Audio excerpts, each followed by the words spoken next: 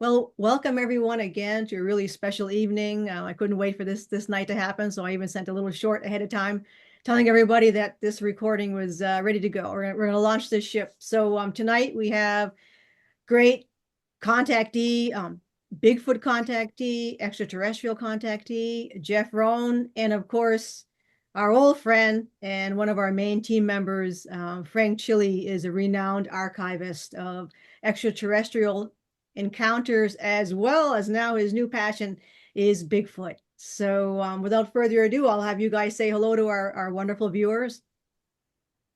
Go ahead, Jeff. Hello, wonderful viewers. It's an honor to be here with Jeff and with Andrea this evening and with our audience out there. It's going to be a fun evening. Yeah, looking forward to it. Yeah. Well, Should Frank, be fun. you introduced me first to Jeff because he had this chip in his ear, and Ika and I were kind of figuring out what to do about that. We asked our friend Louise, and we just told you to leave it alone because hopefully very soon we'll be able to kind of tweak that and we can use that so you can be able to converse with the ships. Yeah, it's there. I can feel it. We just got to get it turned on when it pretty soon, hopefully sooner than we expect, right? Okay. Yes. Yeah. So, Frank, I don't know how did you first meet Jeff? I met Jeff through the documentary producer of Flash of Beauty. He introduced me to Jeff and a fellow by the name of Rich. What is his last name? How's it pronounced, Jeff? Is it Roush? Germo. Germone, that's it. That's it. Yes. So I got a chance to talk to both of them, and I was able to bring Jeff onto Jeff Rentz's program to discuss his experiences. And Jeff would love to have you back, and I'm sure we'll coordinate that. But I got a chance to meet Jeff through the documentary film producer, and his name is, oh my gosh. Brett, that's it. Brett and his wife. And they said, you got to talk to Jeff Rone. He's had incredible experiences, and it was absolutely true. And we've connected and talked about several different things on quite a few occasions. And I got Jeff to talk to this lady, Kathleen, that I met, who's had ongoing experiences with the forest people for quite a period of time. And I'm glad that you were able to connect with her as well, Jeff. Yeah, that was neat to talk to her. She sent me some drawings she had, and probably should stay more connected to her, I think. Yes. We're all going to learn from this. We're all students. Yeah, that's so Jeff, your first experiences as a child, was it with Bigfoot or was it with the extraterrestrials? Well, that's a hard one to really know for sure. I just had a family gathering a couple weeks ago, and my oldest sister told me that when I must have been about 4 or 5 years old, and she's a little bit older than me. So I have two older sisters and a younger sister. Well, we had a 1 acre piece of property in Washington State, and I guess us kids were in the tent, and my parents had to take off and go somewhere. And there was a family friend of my stepdad's who was there, and I don't remember any of this. My sister told me about it a couple weeks ago. Well, I guess he came in the tent and told us all about Bigfoot, and we were just little kids out in the woods, and that was the first time we'd ever heard about Bigfoot. And so I don't remember the conversation, but I think that was the very first. I probably didn't think it wasn't real. I probably thought it was real, but I can't remember all that. But I think as far as like personal experiences, I think the alien UFO thing came first. Okay. And you had contact as a child with a benevolent group of Greys. Yeah, I'm pretty sure I told Frank this story, but my little brother is 6 years younger than me, and we were on our bunk beds one night, and I was probably, I want to say I was 13 and he was like 7. And next thing I know, we're on this little flying saucer with, I think it was two aliens, Greys. and it was a really small saucer. And we took off. We must have been above my house, and then we took off up Interstate 5 toward Portland, Oregon. And we were flying under the overpasses and over the overpasses and around the wire, power lines and stuff like that. And then as we got into downtown, there's these curves. They're called the Terwilliger curves. As soon as we got about that point, we went way up way out there. I don't know where we were, but we went up. And next thing I know, we morphed into the side of a mother ship. Uh-huh. And this whole time, my brother was like a little zombie. He never said a word. He just kind of had that blank look on his face. And I got to interact with the beings. And they asked me if I wanted to speak verbally or, telepathically. And I thought telepathic was cool. So let's do it that way. But anyway, we morphed into a mother ship, and it was like the walls just kind of opened up, and we were like sitting in one of those curved seatings that you'd get like at a restaurant or something, and you could see into the middle of the main ship and everything, and there were other beings there. I can't recall all the details, and I can't remember what we talked about or if they put us on tables or anything like that, but they did take me to the middle of the ship where there was this big table, and it had a glass cover over it, roundish shape, and inside of that was several different colored crystals. And they told me if you put your hand over this crystal, the ship would do this, and if you put your hand over that crystal, it'll do that. And I don't remember all the details, but I thought that was pretty cool. And I don't think I actually flew it or anything, but that's what I remembered. And then,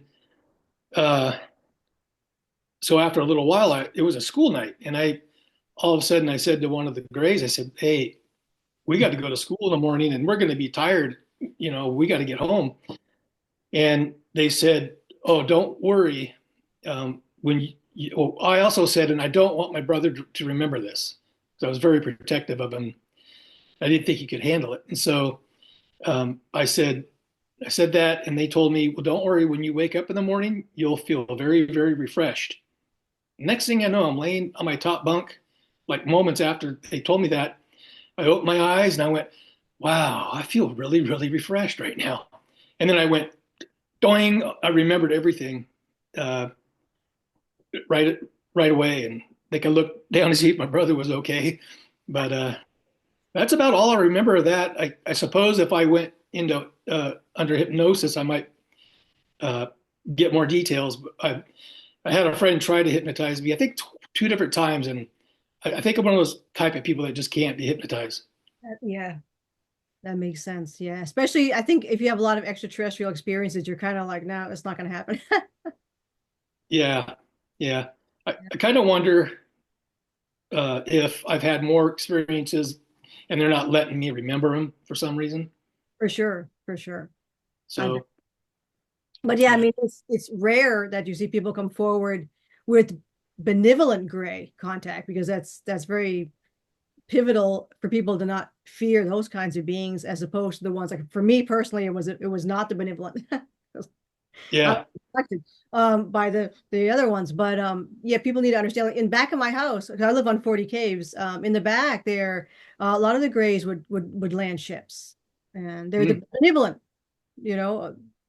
So yeah, for sure, this really just important that people understand that not all one race or species of being is good or bad. Yeah, and I was talking to a couple of different friends of mine over the years, and we all agreed, well, all three of us, I guess. And I did take a psychic out there and told me the same thing. I believe there's a portal out there by that house I grew up in. And my friend and I even both said what area we thought it was at. And then when I brought my psychic friend out there, she picked the exact spot that my other friend and I had thought was a portal there. And so that's kind of an interesting validation, I guess. Wow. For all the bunch of weird stuff that happened there. Well, the Bigfoots use the portals as well. Oh, well, if you throw that picture up of that White House, We fudge here for a bit and get that up. yeah, Weird. since we're kind of on this little subject right now. Hey, let's bring up it's the last picture. So Oh, that's all right. Ta-da! the- so that's the house I grew up in, and that's what it looked like when we moved in, I think in 1971. I was going to be 8 that summer and going into the 3rd grade. So we showed up at that house with our first load of stuff. We moved from a kind of a rough neighborhood in Portland, Oregon, out to the country. So we lived between Portland and Salem, not too far off Interstate 5. And we pulled up in our Volkswagen van with a load of our stuff. And the family that was living there hadn't moved out yet. They were supposed to be out. It was a rental house at the time we bought it. And the landlords lived in a little house up the road. But anyway, we get there and the family's still there. And my stepdad, had a few words with the father of these kids that were all standing outside. And so, we all were outside the Volkswagen standing there and kind of looking at these hillbilly kids.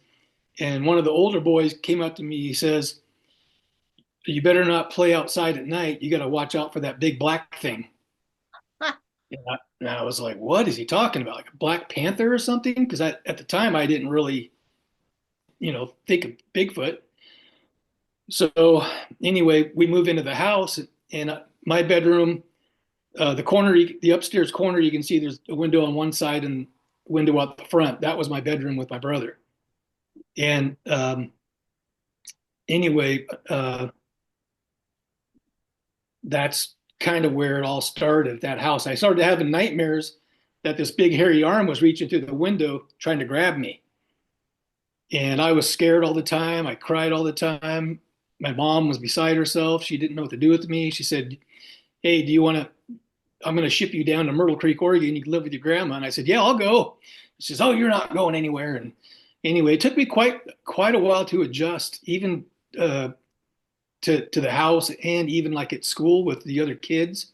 I had a really rough start to my 3rd grade year, but the dreams eventually kind of went away, and then we started seeing weird lights at night. And so the UFO thing was kicking in for me around that time. Wow. I've heard too. I know, Frank, if you've heard, sometimes they say people see lights before the Bigfoots show up. Yes, I've heard that several times. And I've heard stories. Well, Kathleen had told me that some of her friends actually pilot craft and are interacting with some of the star visitors. Oh. So that's quite remarkable. Yeah. Well, there's a whole species of Bigfoot type beings that are star people. Yes.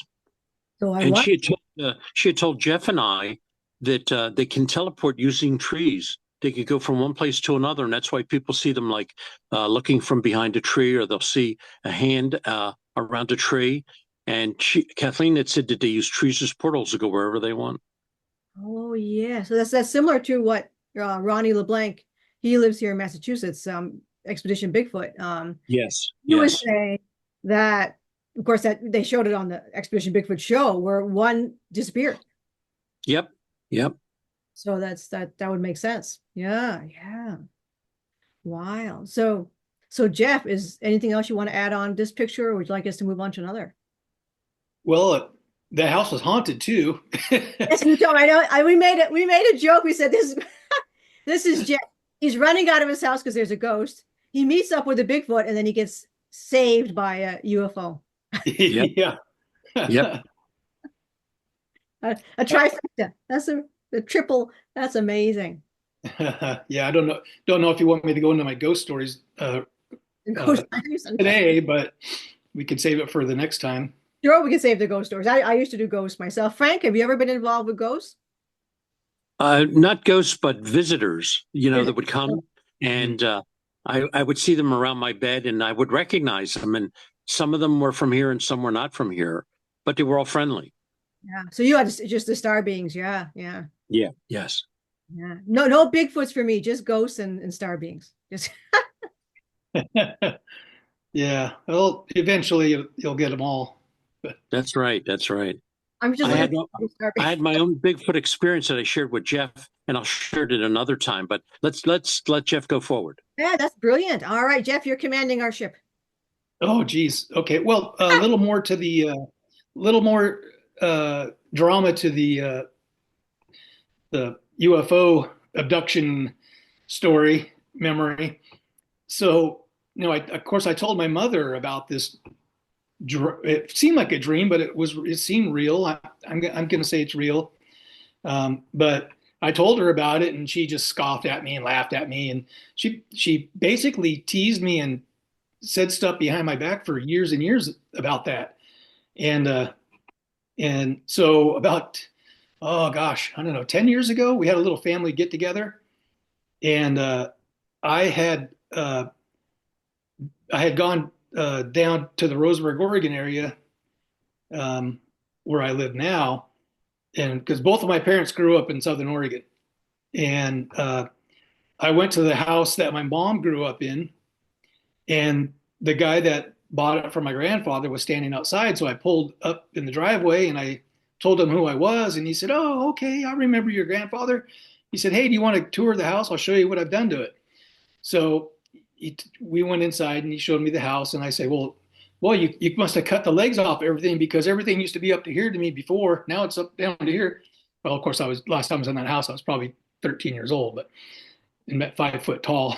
But anyway, uh, he took me into the back living room, and there used to be a bedroom on the back side of that my grandfather built out of concrete blocks, and he made an extra bedroom. Well, it wasn't there anymore. And I remember as a kid, anytime we went to my grandparents' house and they made me sleep in that back room, I didn't like it. It scared me. So I would always end up on the couch in the living room. And that had been my mom's bedroom at one time also. Well, anyway, so when we had the family get together about 10 years ago, I told my mom, "Oh, I stopped at the old house, and they tore down your old bedroom in the back of the house." And she says, "Oh, you mean the room where I saw the two aliens at the foot of my bed one night?" I said, "Really?" And she just goes, "Yeah." I said, "All this time you've been teasing me, and you had this experience." And she said, "Yeah." So is what it is. Did she say what they looked like? Yeah, just your typical grays with the big eyes and the big head, short. Yeah. Yeah. Probably the same Yeah. group that you. Oh yeah. Oh, I'm sure. Wow, that's pretty cool.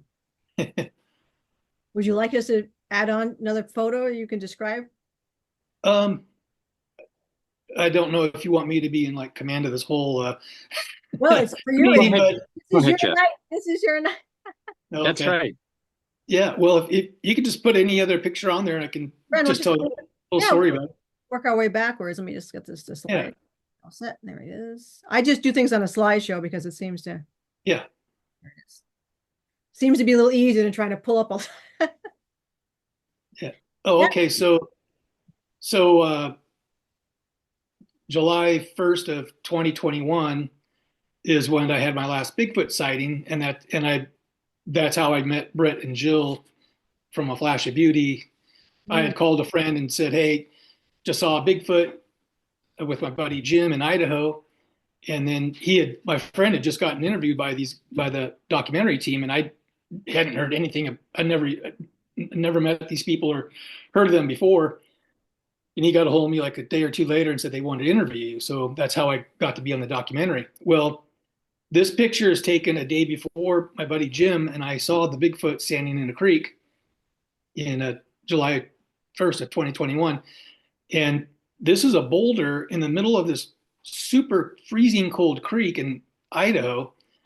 And we see these stick structures, and you can see the one on the right is falling down, but that I was going to go out in the water for a height, the height comparison, but you'd have to be an awfully good climber to get out of that water and get up there and collect all those sticks and put that up there yourself. So we thought it was pretty peculiar. I'm not saying Bigfoot did it, but I can't imagine, some teenagers were out there screwing around and decided to do that. I don't know, but so that was the day before the sighting on the way to our little camp spot up in Idaho. Oh, wow. Yeah, that I was wondering what those sticks were. I'm like, what is it? Yeah. Oh, and then when we were standing there by Jim's rig, his cell phone started ringing, and we were out in the middle of nowhere. There's no way his cell phone should have rang.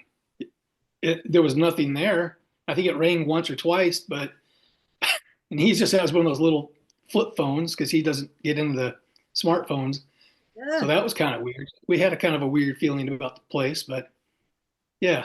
But so that's a little story behind that. Yeah, that's very, yeah, there must be some kind of electromagnetic field there.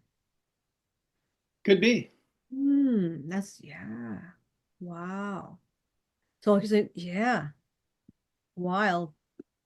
Yeah, I saw the rock. I said, what is the rock? Yeah. Here, yeah, this is Yeah. Oh, I'm sorry. The water was freezing cold too. There's no way I was going to walk out there. very walk. Yeah. Was it deep? Oh, Deep creek or? it was probably up to my waist. Well, that's pretty, yeah, that's pretty, Yeah. yeah, because Yeah. who's going to be out in the woods walking through, wading through that with sticks to put up, you know, Yeah. It doesn't make any sense. no, it Jeff, doesn't. how tall do you think those sticks were? How high above the water do you think they were? Oh, oh gosh. 10 or 12 feet probably. Wow, wow. Yeah. Pretty up there. Yes. Well, a Bigfoot could probably just reach up and throw them up there. Yeah. Or Yeah. jump up there too. I mean, they probably have that kind of, be a pretty good capacity to run around. Exactly. Now, could you drive to it or was it somewhere you had to hike to? Oh no, it was along the road kind of. I think we had to walk down just a little ways, but it was right off a Forest Service road. Okay. Yeah, very interesting. Yeah. Yeah. Well, this is neat, this little picture here with your little toys on there. Oh yeah. Well, this is the stump that was at a spot that I found maybe a dozen years ago. I call it Camp Broken Arrow, Mhm. and it's in the Mount Hood National Forest, uh, and in Oregon. And it's a spot where I took a lot of different groups of people out there, and we spent anywhere from just a night to 3 or 4 days out there at a time, and I've been there 100 times. Well, so I started leaving little gifts on this stump, and even the last time I was there a couple of years ago, this all this was still on the stump, so nothing's been taken for years. But the significance of the stump, I was camping there for a couple nights with a friend of mine one time, and the whole time we were there, it was so quiet. There were no birds, no animals, noises, nothing. Totally silent. Although like once every hour or two, maybe a Learjet flew overhead. I think it was probably heading for Salem, Oregon. But it was so quiet, it was eerie. And I was playing my guitar, and across a gravel road, I heard some like little stick breaks, and I just felt like I was being watched, but nothing was there. And I looked over. I said, "Hey, my name is Jeff. What's yours?" And I didn't get a response. And then I said, "Are you my teacher?" And then I heard another little twig break, and I just kind of laughed and started playing the guitar again and did my thing. Well, the morning we picked up camp to go home, we got everything loaded, and I said, "Oh wait, we got to go say goodbye. Let's go to the stump and say goodbye." Because I always do, "Hi guys, we're here" thing. And so we sat on the stump, and and I said, "Well, guys, thanks for letting us be here, and you know, we got to go now." All of a sudden, out of nowhere, from two different spots, one over there, one over there, this machine gun sounding wood knocking Ah, took place. So it was like, "Drrr, drrr, drrr, drrr," and it was as loud as a machine gun and as fast as a machine gun. And all I can imagine is wood being pounded against a tree super, super fast. And that went on for a good 30 seconds, maybe 45 seconds. And then it stopped. And we looked at each other and said, "Well, I guess that's their way of saying, thanks for being here, goodbye, and down the road we went. But that was pretty amazing. Oh, well, yeah, they were happy you were there. They love music. Yeah. Jeff, Yeah, had you shared that story with Brett, the one you just shared with Andrea and I?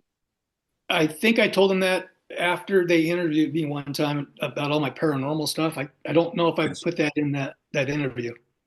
Because that's unique, the sound that you heard of them banging a tree that hard and that fast. Oh yeah, and that loud. I mean, and from two Yeah. different spots. Two different spots. In my mind, I was thinking that the loud, real loud one. There was one that was a little deeper and louder than the other one, but they were pretty close to the same. But I kept thinking that's a male and that's a female. Yes, yes. I was thinking that too. I was thinking it was two different ones, and you make sense. One's male and one was probably a female. That's a feeling I was getting at the time. Yeah. Yeah. Well, they enjoyed your playing. They were just offering some gratitude for that. Well, if you heard me play the guitar, you probably would tell me to, put it down. Well, they're Jeff, great. Jeff, was this the time that they asked you to play a piece of music that you had composed yourself? Well, I can tell you that this is a different time, but okay, because that's a good story. Share that with Andrea. Okay, since we're on that topic, yeah. So we call it Antler Creek. That's where my friend and I saw the Bigfoot in 2021. So I was at Antler Creek, and we had a group of people in camp, and just on one side of the camp, the forest went up a little steep little hill. So I climbed up that hill to a spot with my guitar, and I had the words and music to John Lennon's Imagine, and I played it for him and sang it. And as soon as I hit the last note on the guitar strings, his voice said, "That was nice, but now let's hear something of your own." And I went, "Oh, okay." So on the spot, I made up a song. I made up the words. I sang it. I don't even remember how it went. I don't remember the lyrics or anything. It was a song to the Forest Friends.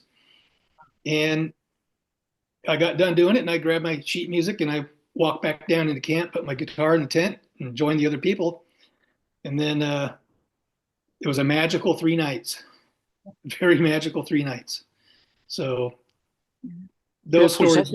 Was that the night that you had put out the campfire and you were in your tent and you saw the fire shooting up like 10 feet in the air and you saw shadows walking past it? Yes. Yeah, that was it. Yeah, I called it the Dancing Flames. Yes.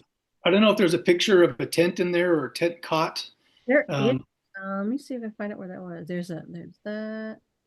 This is a great story, Andrea. It's a great story. Oh, it's okay. So you can leave that there. So my cot was on the other, on the far end of that opening, and my buddy Jim slept kind of on the side near the front of the tent. Well, I woke up.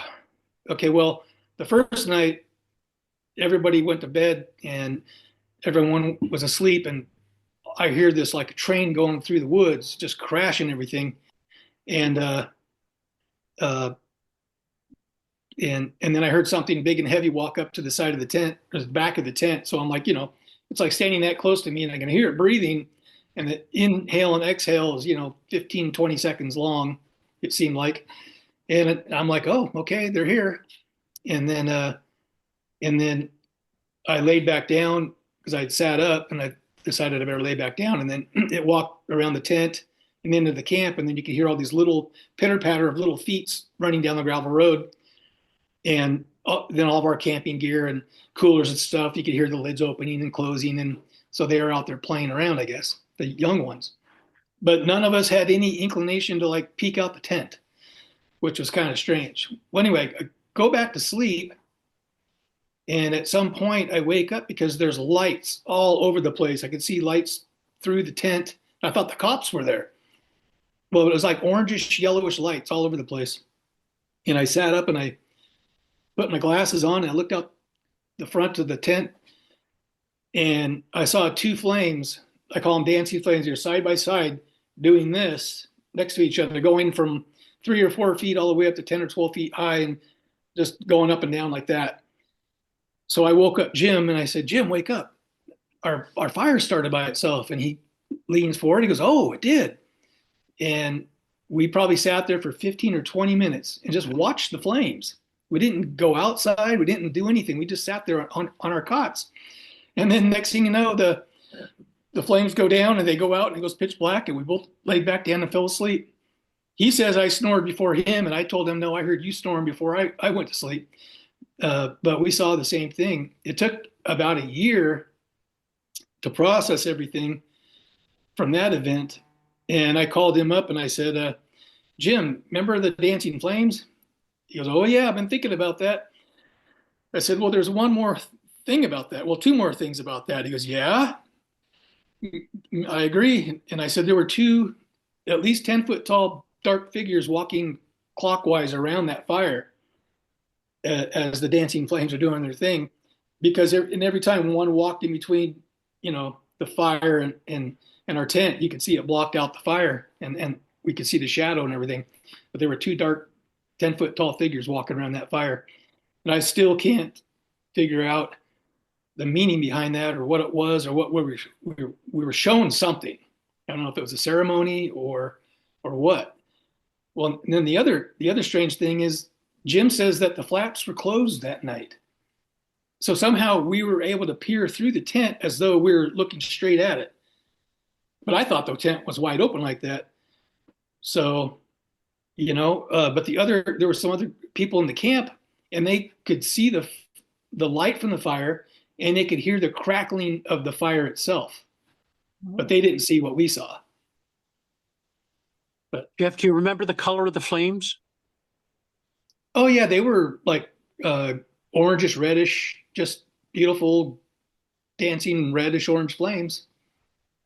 Well, I want to share with you, Jeff, and with Andrea. You're the only second person I've ever heard talking about Sasquatch and fire. But Kathleen told me they have the ability of being able to create fire. And it may not be the way we would create it. I got the impression that they could do it mentally, Jeff. Well, that's what we're thinking. Yeah. But you rarely hear stories about Sasquatch and fire, making a fire. But when Kathleen had told me that and then you shared your story, it made sense. And, she said they don't make it traditional way as we would make it. And I got the impression they did it mentally. Yeah. Well, we looked out into the fire pit the next morning, and there was still a paper plate, a paper cup, and I think a plastic fork or something in the fire pit. And I don't even know if it was actually coming out of the fire pit anyway, because the position where the fire pit would have been in a little different spot than where we saw the flames if we're looking straight out the tent like we're looking right at that picture now. So yeah, I mean, I don't think it was a real fire as we would know it. Yes. And so Jeff, did you see any footprints around the tent the next morning? No. Okay. No. We looked, but yeah, nothing. Yeah, I'm actually remote viewing it and I see the fire is above the ground. Ooh, neat. It's not touching the ground. It's not in the fire pit itself. It's above the ground. It's above the ground, and they're actually like, I'd have to ask my guys who know more about physics than me, but they're actually manipulating it as they walk. So it's the way that they're walking around it is actually how they're manipulating it, but it was above the ground. Mm-hmm. And they opened up that space for you. So it's almost an energetic peeling back of your tent. Yeah. It was closed, but they're able to energetically like sort of open that, it's almost like a portal. Oh yeah, we're looking right at it. I mean, it was set up for our eyeballs to see. Yeah. Wow, I never knew that. I didn't know Bigfoots could do that. That's pretty. Well, my buddy Jim's not quite sure that they were actually a Bigfoot. It could have been something else, but I'm not going to say that word or term because it's supposed to give you bad luck if you call that. Yeah, I know what you're saying, Jeff. Yeah. Could you stand up in your tent? Could you stand up in your tent? Oh yeah, it was a great big canvas elk hunting tent that my buddy had for years. Wow. Yeah. Jeff, Yeah. did you notice any aroma or any smell at all? I don't remember smelling smoke or anything. Okay. Oh, Because Kathleen had said some of the forest people or the tall friends, some of them have a specific aroma or odor, and some of them don't. I've never experienced any odors. Okay. Okay. Yeah, I've heard Except, people who were oh, involved with Bigfoot. They say that there's many different races of them. Yes. That might be sure. having to do with that, maybe. Oh, I'm sure. Yeah. Yeah, I wonder. Yeah, the only ones I know about are the ones that are star beings, but the other ones I Oh, okay. yeah. Yeah, Andrea and Frank, if you can ever maybe find out what you think the significance of that ceremony fire that we got to experience, if anybody can come up with some kind of explanation to what that was, I would love to hear it. Yep. I'll definitely try to trace that down for you, Jeff, and try to provide you with more detail. Wild. Yeah. Yeah. I normally don't try to explain everything. I just, hey, it was a cool experience Yeah. and I don't ever want to forget it. And I like to share it. Yeah.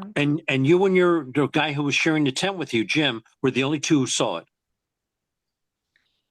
Well, everybody else that was in the camp, except for one guy, Ernie, he'd taken some sleeping pills because he always got scared at night.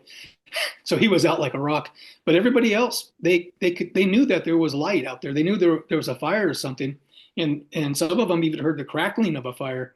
But none of them got out and peeked or looked or checked it out. And we didn't. We sat there on our cots for 15, 20 minutes and getting out to look to see what was really going on or to get a closer look never even crossed our minds. Jeff, what about vibration of foot vibrations of going around the fire? Did you feel any vibrations on the ground? I don't recall. I don't think I did. Neither one of us ever talked about it. Okay. Yeah, I just got the other people where it was mind control. So they were made to stay. Did you say mind patrol? Yeah, a type of like mind control where Oh yeah. the other people were like in a dream state. Yeah, So they would keep their distance. So they would keep their distance. Right. That was for you. And what was the other fellow's name? Jim. Jim, yeah. You and Jim, that was it. The other people were I get a sensation of like almost like a half consciousness. The experience of that you and Jim had. Also, the people who were quieted is almost a dream state, and that has to do with, to me, almost like when you're playing with dimensions. So that was definitely I don't know what that worth looking into though. I'm definitely intrigued now. Yes. Yeah. Definitely intrigued. Yeah. Yeah. So we have some other pictures as well, like this one here. I think the first one is actually a footprint. Oh yeah, like there's a cool story behind that too. I bet. Go ahead. Yeah. So this was October 12th, 2009. It was Columbus Day, and it was a Monday, and I had the day off of work. Yeah, and I got up like at 4 o'clock in the morning. I was wide awake, and I was at my computer, probably looking up Bigfoot stuff. And I was in my apartment all by myself, and this voice entered my head and said, "Go to Bagby Hot Springs." And I stopped what I was doing. I looked around and I went out in the living room to see if the radio or the TV had come on or something. And I knew it came from inside my head. It wasn't like my ears heard it. I just heard it internally in my head, my brain. And I had been given instructions before, like about 15, 20 years before that. Same voice told me to do something and I didn't do it. And I regretted not doing what the voice told me to do. Was the voice female? Oh, go ahead. Was a male or female voice that you heard? It was male. Male, okay. Yeah. Yeah. Okay. So the first time I heard voices in my head like that. I had an argument with my girlfriend and she stomped off. And I just sat there kind of laughing at myself like, this is so stupid. And I wasn't mad or anything. And then I heard this voice say, break up with her now. And I didn't break up with her now. And I should have. But anyway, that's a whole nother story for a whole nother channel. But so I get this voice, go to Bagby Hot Springs. And it turns out that my Camp Broken Arrow, where I heard the machine gun wood knocking, you have to drive past Bagby Hot Springs to get there. So I felt like I'd been kind of led out in that direction over the years. So I've been to the Bagby Hot Springs parking area before, but never got out and hiked up to the hot springs itself. It's like 1.5 miles up a nice little incline to get there. So after an hour or two, I said, I better obey that command that I heard. And so I got my stuff together and think I had a video camera that I just bought and then, a crappy cell phone. And I went to hike up there and I thought, well, this means I'm going to see something. I'm going to see a Bigfoot because I was told to go up there. This is my chance. I know I'm going to see one. So it took me a long time to hike 1.5 miles because I kept stopping and looking around and wandering off in the woods a little bit and coming back to the trail. And finally made it to the top where all the hot tubs were.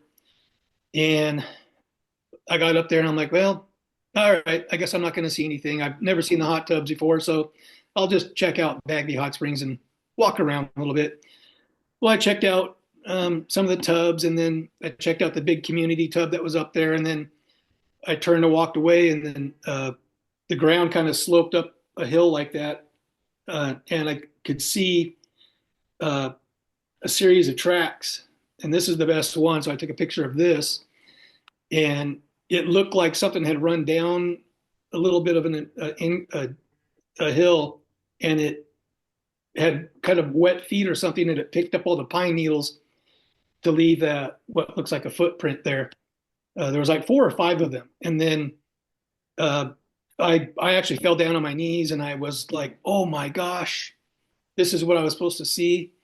And I don't know, maybe whoever left those prints was watching me checking out the hot tubs.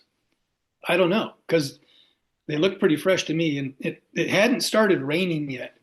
It may have had a little bit of moisture in the air at that time, but if it had been pouring down rain, that never would have showed up that way. But anyway, so that's a little story behind that. Jeff, is that a 5-toed footprint? It sure looks like it. Pictures don't do these things justice, but you could see where there were toes, and I think the next print down showed like where maybe the right toe on the right foot, or the big toe on the right foot, kind of dragged on the ground a little bit before it came to a stop, because you can see a little mark on the ground. Yeah. Yep. I should have done a better job of documenting this, and maybe I didn't have a video camera at the time, and I don't think the phone I had would have taken a great video. But anyway, Jeff, that was really cool. My experience coincides with what you're showing in this photograph, and if you'd like, I'll be happy to share with you. I was married at the time and living in a community that was adjacent to the Jersey Pinelands, which is a large desolate area. And we lived off of a road called Sicklerville Road, and we had bought a new house in the development that was there. And adjacent to the development we lived in was an old golf course that hadn't been used probably in maybe about 30, 35 years. It was all run down. And we had a cockapoo. Her name was Capri. Part Cocker Spaniel, part Poodle, and she was all black. And I used to take her back there in the woods to throw a tennis ball, and she would retrieve it and bring it back to me. Well, the night before this event occurred, it got very, very cold, and during the night it snowed. So there was maybe 4 inches of snow on the ground. So I said to my wife at the time, Donna, I said, Donna, I'm going to take Capri back to the old golf course and throw the tennis ball. She likes chasing it in the snow. So I took her back there and we started walking back there and I threw the tennis ball and it was a bright, like a green luminescent colored golf ball. And instead of her bringing it back to me, she was walking further back into the woods. And I'm saying, Capri, where are you taking me to?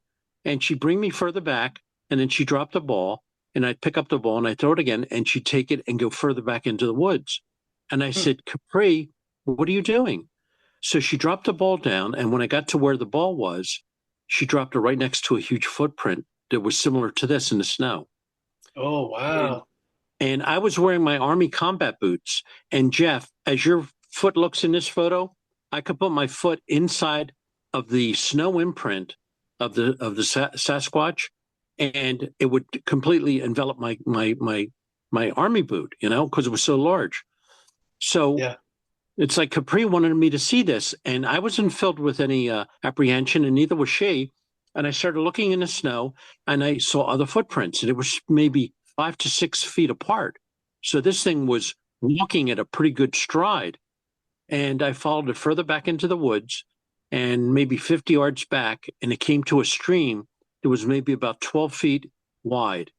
And the footprint stopped there. And I couldn't see any on the opposite end of the creek. So I thought maybe the Sasquatch either went forward or down the stream, so I couldn't see the footprints. So I went back, and my wife, Donna, said, boy, you were going a long time with Capri. And I told her the experience, and I drew what it was that I saw, the footprint of the Sasquatch, and my foot compared to it. And she got really upset that I told her this. And she said, Frank, why are you telling me this? And I said, Donna, I'm just telling you the experience I had with Capri. And she said, weren't you afraid? I said, no, I didn't have any fear. Neither did she. I said, Capri's the one that led me to the footprints, and we followed it back in the woods. Well, my wife at the time thought I was nuts, but it was a good experience. And seeing this photograph brings that memory back to me very, very strongly. So I wanted to share it with you. Yeah, thank you for that. That's really cool. Were there trees anywhere near where that footprint ended?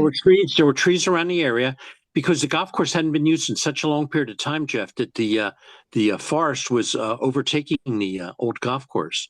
And again, as I said, it was right on the edge of the Jersey Pines where it couldn't be developed. And the Jersey Pines is a huge area where there's been a lot of UFO activity. There's been Bigfoot activity back there, all kinds of other paranormal things. But it was a great experience. That was my only time I've had an experience with a Sasquatch. Oh, and I believe they're back there. I believe they were back there. Yeah. How long ago would that have been? That would have been back in the late 70s. Oh, okay. Yeah. Yeah. Oh, that's really cool. Yeah. And your footprint is very similar to what I saw. It was a 5-toed footprint. And the snow was deep enough, so it was fresh from the night before. And we just continued following it. I was hoping to see something. Yeah. And the dog wasn't agitated. She wasn't barking. She was just walking with me, like she was as curious as I was. But it's like she was guided to show me this footprint by going further and further back into the woods, and then for me to see it and follow. And she accompanied me. Yeah, that was no accident that your dog found that. No. Yeah. Well, animals are intuitive. They're very intuitive. And she was so intelligent. She was such an intelligent dog. When we would play tennis and I would hit the ball out of court, or my wife at the time would, Capri would get the ball and bring it back to whoever it was next turn to hit the tennis ball. It's like she knew who had fouled. It was unbelievable. You can't make these stories up. You can't make them up. That's great. But please continue, Jeff. Please continue. Oh, let's see. It's probably pretty much it about the footprint there. I don't know if you want to shoot. Go into the next one. Go into the next one. You have another more. Let's see. Where is it? It's here somewhere. This was like some kind of a tent. Oh, okay. So that's the tent where that's my cot. And the Bigfoot would all 3 nights when we saw the dancing flames at one night. That's where I was laying when I could look toward the front and see the dancing flames. But all 3 of the nights, the big guy would walk up to the side, to the back of the tent, like just inches from me, right on the other side of that wall of that tent. That's why I put that picture in there. And there's the guitar I used to do the music. I see it. As the guitar was there. Oh my God. Yeah. Jeff, So, when you and Jim had that experience, were you sitting up in your cots or standing up in the tent? we just leaned forward and sat up. Okay. And And watched it that way. I don't even know if I put my feet on the ground or what, but I remember just sitting there and watching it. And then as soon as it went dark, I just laid right back down and I was out. And I guess it filled the entire tent with light. Oh yeah, I could see through this tent, all around the tent before I saw the dancing flames. Everywhere around the tent was lit up with like Wow. orangish yellowish light, like Yes. you had 100 cop cars flashing their lights all around the whole area. But no sound. No sound. Correct. It woke me up because of the light. Nothing that I heard. What time do you think that was, Jeff? Was it after midnight? I would say so. I couldn't tell you exactly. I didn't look at my phone or anything like that. Didn't even phase me to like try to grab my phone and take a picture or anything like that. I just told Jim to wake up. Our fire started, and that was it. A little mind control thing going there. I call it being dummied down to where you don't even think about, drawing a weapon or pulling out a camera or anything other than just watching it. But you didn't feel any apprehension either. No. That's good. That's good. There was no So fear, there was no threat. fear whatsoever. Yeah, there was no threat there. No threat. No. Yeah, it seems like there was some kind of, all the lights that you saw were they were activating some kind of energetic frequency that was going to allow this almost portal-like event to happen. Yeah. Well, it got my attention. I bet. No. Yeah. Wow. I think we've had, let me see if you have any other picture we didn't get to chat about. If not, there's always another. That was the last one. Let's see. This one. We didn't see this one yet. Where you're pointing. Okay. Oh, that's almost the exact spot where Jim and I saw the Sasquatch standing in the creek in July 1st, 2021. With the stone. I got it after we. What's that? Is that the one where they made the stone and the little sticks on the stone? No. Our sighting was in a different spot. Wow. But after we had the sighting, I wanted to get out and take a little video to just commemorate the sighting, and while it was still fresh on my mind. And so this is just a little screenshot, I think, from the video I took. It's in a Flash of Beauty, their first documentary on Bigfoot. They actually used my clip that I took on my phone. Okay. Jeff, is this the Sasquatch that you saw that when you and I were talking about? He was so big that he could have had a 55-gallon drum under each arm. Looked like he had a newspaper under his arm. Well, yeah, I mean, this guy was, I want to say he was 12 feet tall, and his shoulders are about as wide as you can stick your arms out. Sure. Thick. Yeah. And this is about 7:30 in the morning. I think this is might be mountain time where we're at, but you can see it's not really bright, but because the sun's coming at an angle, but I couldn't make out features or muscle tone, but it was just solid dark. I mean, I think when I first saw it, it was bent over, and it was still huge when I first saw it, because when Jim stopped and backed up a little bit, and he goes, "Oh, I see it too," and then you see it stand up all the way, and I was like, "Oh my gosh!" And yeah. It was thick and it was solid, and it was he was big. And then like exit stage, well, it would have been his exit stage left. As soon as he looked up and noticed we were looking at him, and he could see the pickup truck, took about 2 seconds and whoosh, exit stage left in a hurry. And like in a flash of beauty, it was gone. Yep. Jeff, Kathleen said that they could live thousands of years. And she said that the older ones could be 15 to 20 feet tall. And I shared this with either you or Andrea about a month and a half ago. The Indian Army was doing some surveying in the Himalayas, and they came across some tracks in the snow. They showed photographs of them. They were 32 inches long, Jeff, and 16 inches wide. That is a big being. That's huge. 32 inches long and 16 inches wide. And they were 5-toed. Wow, that would make a humongous person. Oh my God. It's got to be a 15 or 20 footer that with a footprint like that. Yeah, that's what I would think. Yeah. Jeez. I feel like they go down into inner earth.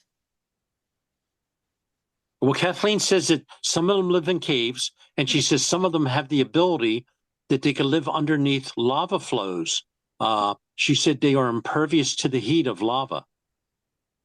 Wow. Isn't that something? Oh, well, okay. I just remembered another story that I rarely share. If you want to hear this one, sure. Yes, we got time. But you sure do. speaking of underground, well, I had two different dreams. I'm pretty sure I was probably at least in my 20s when I first had the first dream. But I was standing on the edge of a river. And I swear it was the Rogue River in Southern Oregon for some reason. I'd never been to the Rogue River, but in my mind, I thought, this is the Rogue River. Well, next thing I know, a couple of Bigfoot people had me come down to the rapids and showed me how to go underwater. And as the water was flowing over the rocks, there was a ledge, and you could go underwater and go into this ledge and go behind the rapids, and there was a cave down there. Wow. And to get to the cave, though, you got to go through that first opening, and then you had to go underwater for a little bit, and then you popped out into this underground cave. Well, caves are underground, so I didn't need to say that. But and I remember I had to hold my breath a long time to get to the cave, and there was a family of Sasquatches in there, all ages, and they let me in.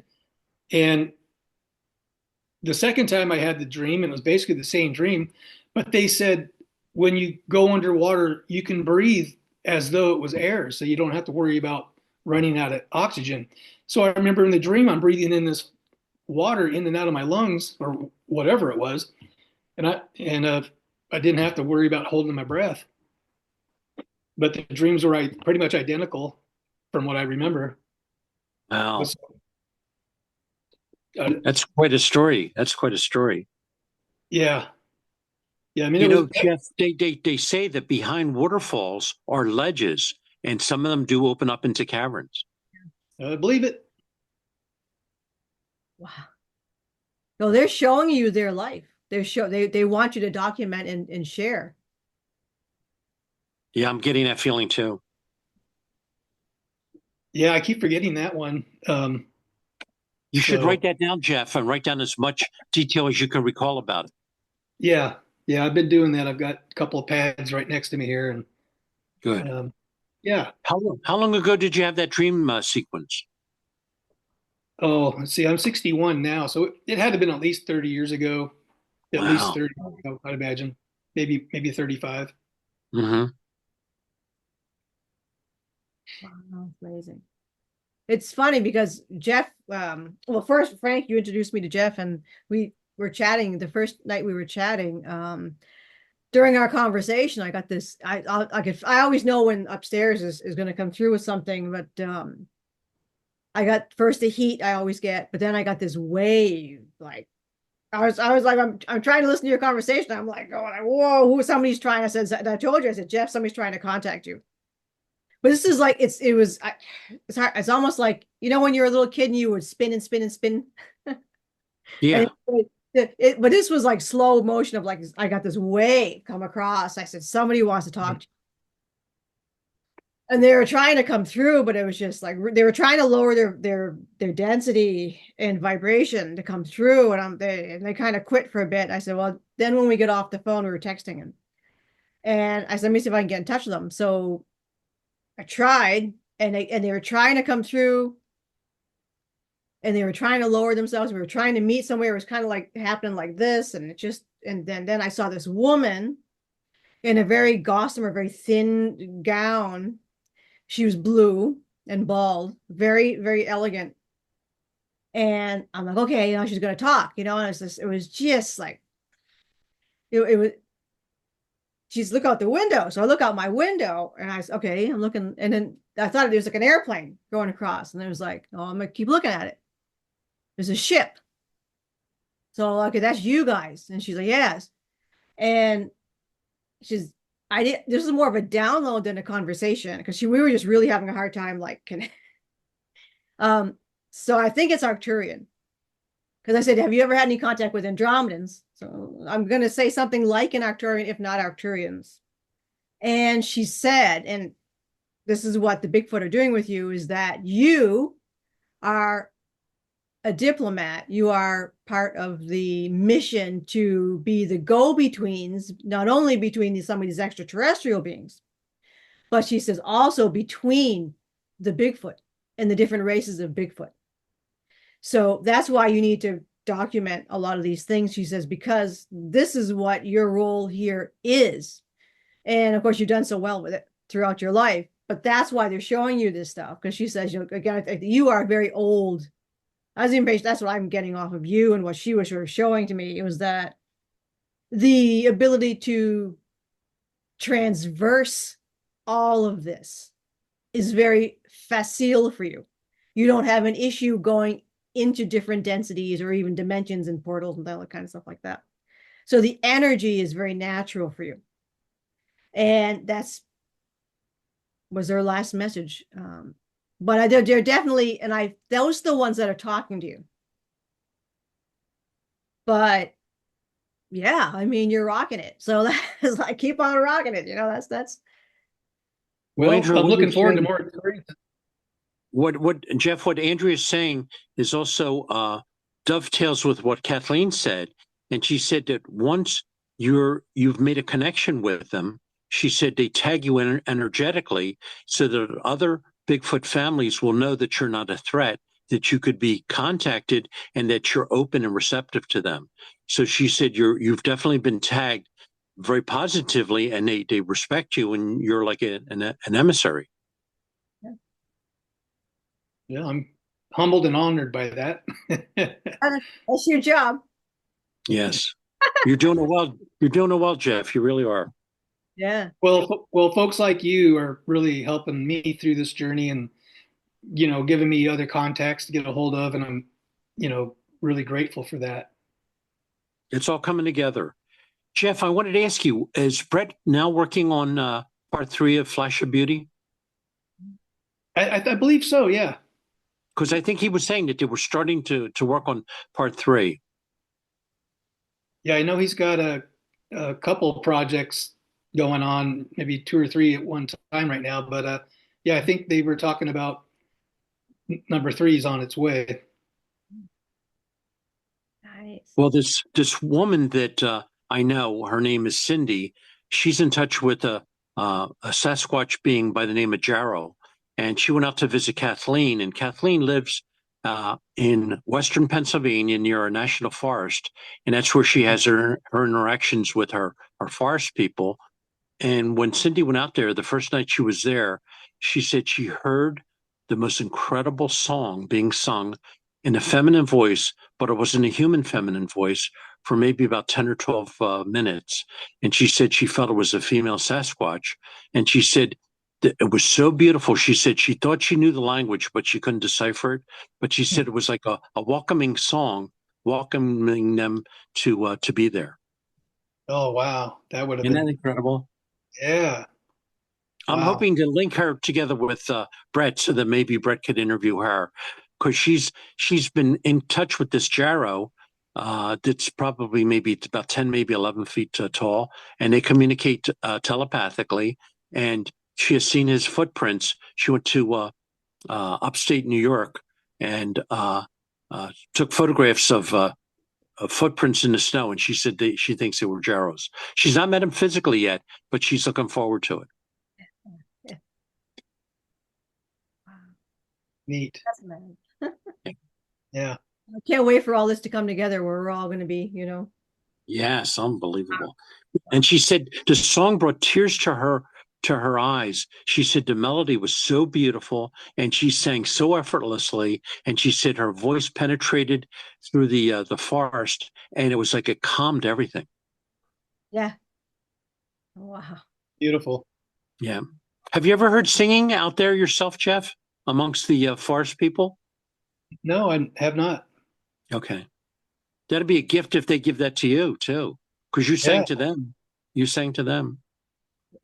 Well, next time you're out there, ask them if they'll share a song with you. Yeah, I'm open for anything. Yeah. Maybe if you may be rewarded. Yeah, if you went out there and did some singing yourself or playing some more music. Yeah, maybe so. And say, would you like to join me? You know? Yeah, there you go. Jeff, do you have a phone that you could maybe record the sound of the singing if you did hear it? Yeah. Good, good. All right. Make sure that phone's with you when you go out there. Oh, yeah. Yeah, definitely. Yeah, I don't think they have a problem with audio recorders. No, I don't think so either. I don't think so either. You could be like a rock band's front man, you know, start singing, then here's the audience. Yeah. And Kathleen says they could speak all languages. She said their English is as perfect as ours, and they could speak any language fluently. Yeah. That's what I've always heard. Well, I guess after 1,000 years, you can start to learn some more languages. Yeah, and they prefer telepathy. She calls them thought bubbles. They communicate with her via thought bubbles. Oh, yeah. I remember she told me that. Well, thought bubbles are better than language. Language is a lousy way to communicate. Yeah, right. You know, so I always find it so hard because you get it when you're telepathing, they give you all this great information, then you're like, I got to figure out the words to and you just can't because the words can't. It's like, and you can't be deceptive when you're telepathing. And Andrea, you can't be deceptive when you're telepathing because you can't hide your intentions. Yeah. Oh, Ika tries. He try. I'll tell you, they try. Like, I know they try. Yeah. Well, speaking of music, a couple of months ago, I heard drumming in the woods. Wow. Really? Yeah. Got a quick little story if you sure. Sure. All right. Well, a few months ago, I call him a friend. He'd been to my house once and spoke at my Bigfoot conference I put on about 12 years ago called Footstock. It was like the first paranormal Bigfoot conference that I ever heard of. And it wasn't very big. It was kind of just something I threw together.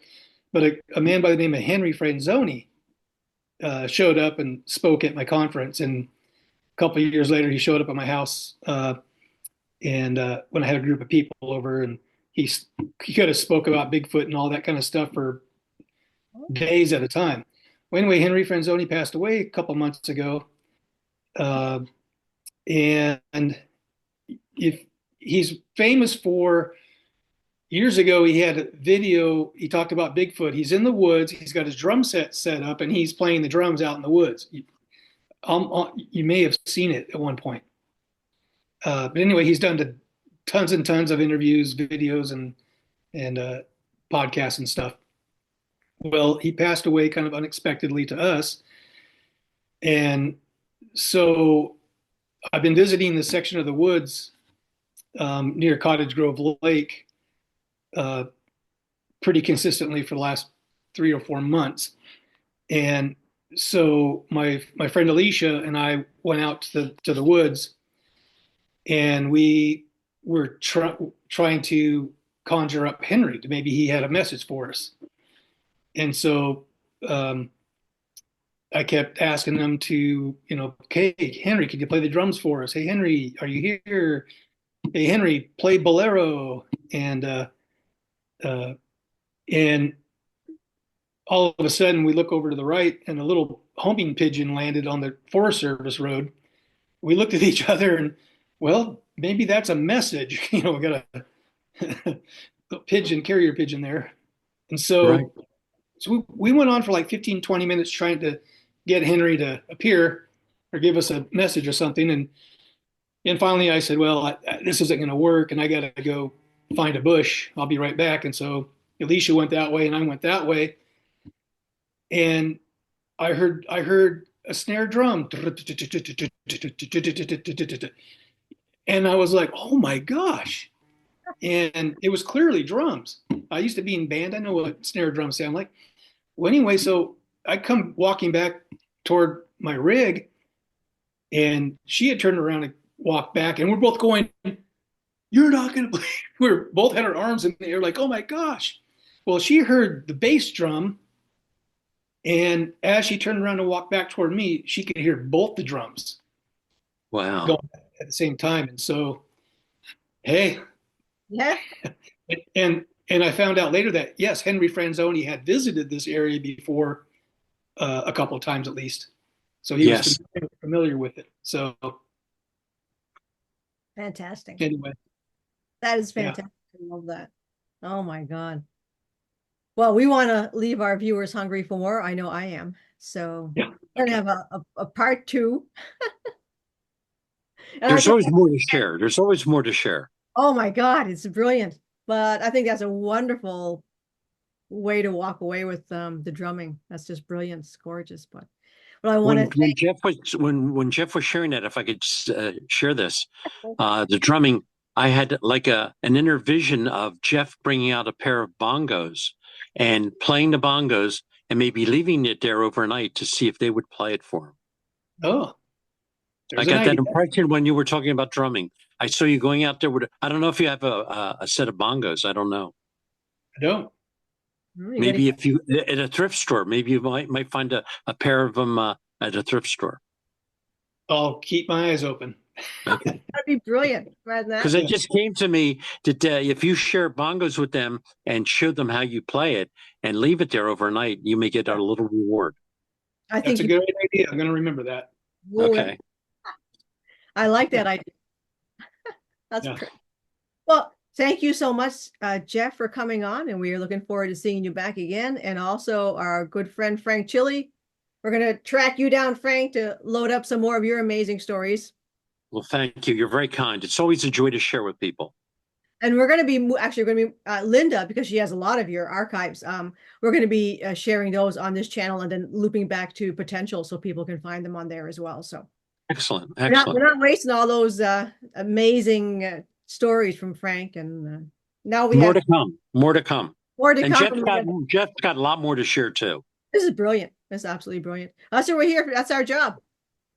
Yeah, that's what we're here to do, is share these and get everybody else to come forward and share their stories and join this big fat brotherhood and sisterhood of all of our Bigfoot star people.